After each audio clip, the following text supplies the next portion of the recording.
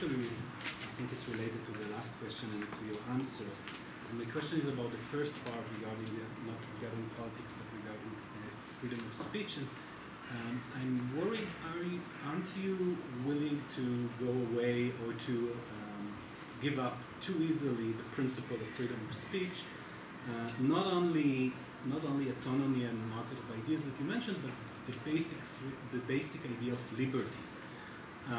And so I take it for sure there are different spheres in which different words count differently. You mentioned friendship and science and politics. But as Ofra hinted, it's sometimes difficult to distinguish between the different fields. And it's even more difficult to do the kind of value evaluation of what really is good for that sphere. And we know that throughout history and also in the present, we have huge debates about these issues. So, some pieces of art were seen as completely not promoting any justification of the freedom of speech or the arts, and you can have many more examples. I'm currently interested in swear words and taboo words. So many people say that they are completely useless and there are freedom of speech principles do not apply to them, and I think differently. I think they have psychological and critical elements to them.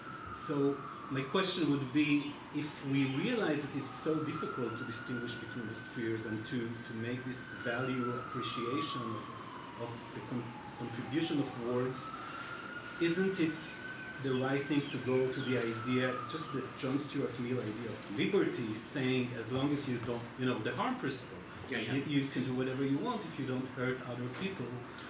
And of course, I'm aware of the debate what counts as hurt and offense and so on, but the principle in itself.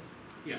So, I mean, to my mind, there's no difference between going to the liberty principle and saying autonomy is the ground. I mean, the same arguments I gave about autonomy I'd give to liberty.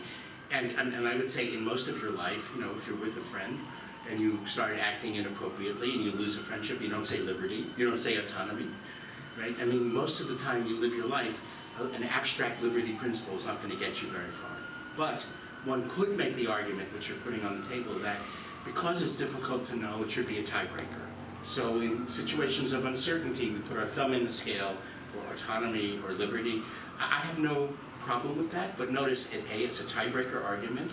B, those people who are arguing for freedom of speech are not making a tiebreaker argument. They're making a substantive normative argument all the way down to the ground. I should be free to say this, not in a tiebreak, because they don't see it as a tiebreak situation.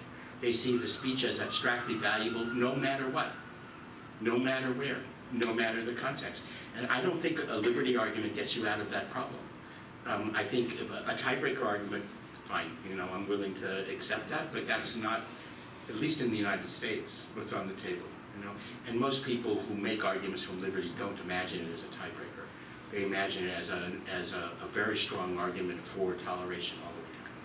So that would be the rough sketch of a response to that. I wanted to end by